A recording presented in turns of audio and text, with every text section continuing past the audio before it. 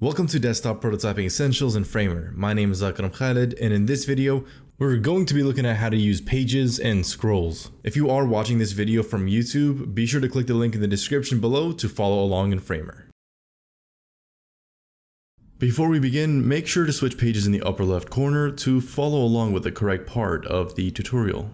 In Framer, you can add paginated content that can be swiped or scrolled. Whether you're looking to create a carousel or swipeable cards, these and more interactions can be created within the Page tool. To get things started, I'm going to reference the top bar and select Page. Once I've selected that, I'm going to click and drag within our account summary frame, filling the section from the left border to the right of the frame. Specifically, the width will be 344 pixels and the height will be 276 pixels. What I'll do next is just zoom out a bit so that we can have our main frame and the cards visible. And now I want to connect the page to the following cards. Selecting the page, I now have an option to click the three dots that are in the middle right hand side of our page. Once I've clicked on them, I'm given an arrow that can connect to card 1 and card 2. Now that my cards are connected to my page, I'll select the main frame and I'll fit it to frame simply by hitting Command 2 or Control 2 on your keyboard. Now we have several options on the right hand side of our screen. The first options that we can take a look at is the direction, and this is the direction of our frame for which way we want to slide. We'll leave it as left to right for now. Then we have lock, which we'll set to one axis, and then for our width and height, they're currently on stretch. Let's switch both of those to auto. As far as our align goes, we want it centered vertically, so I'll select the middle option. And then regarding our gap, this is the space between both of our frames, which is our cards. We'll set the gap to 32 pixels. We'll go ahead and check padding, but we only want padding on our right and our left hand side.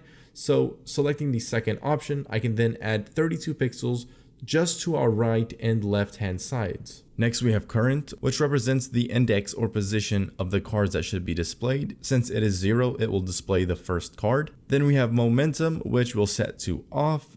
Dragging is on so that we have the ability to drag the cards. Then we have wheel, which allows us to use the mouse scroll to change the position of the cards.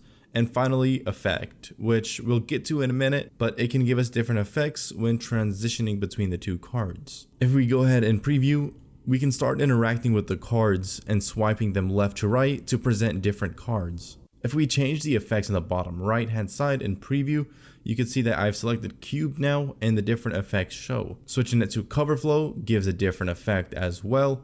So Framer really comes with several different effects that you can provide for your prototype.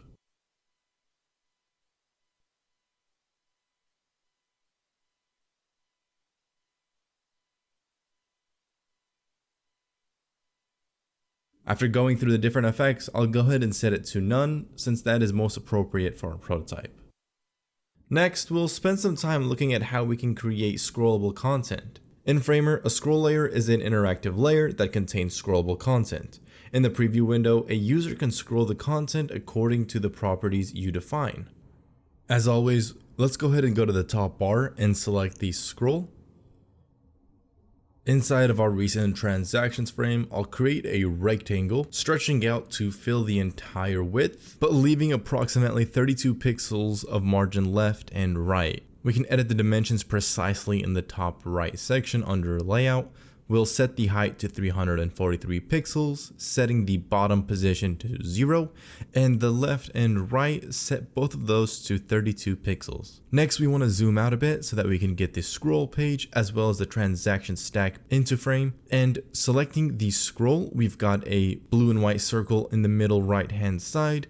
We can click and drag that arrow to the transaction stack so that we can connect the scroll to the transactions. Next, selecting the scroll page, we can hit Command 2 or Control 2 on the keyboard to fit it into frame, and in the top right section, we'll select the preview play button, and now we can start interacting with the scroll so that we can scroll up and down, as well as drag the scroll so that we can view the different transactions.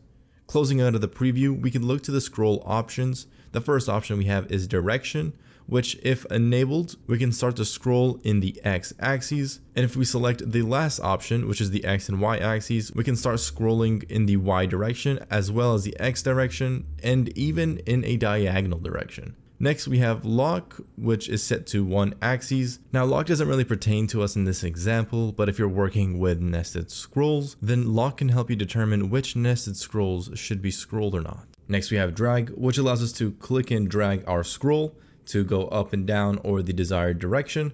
Then we have wheel, which allows us to use our mouse scroll wheel to go in the desired direction. Next, content does represent the desired content we want displayed within our scroll. We do have it connected to our transaction stack, which is displayed within our scroll. This wraps up working with scrolls and pages. In the next section, we'll cover using transitions and magic motion.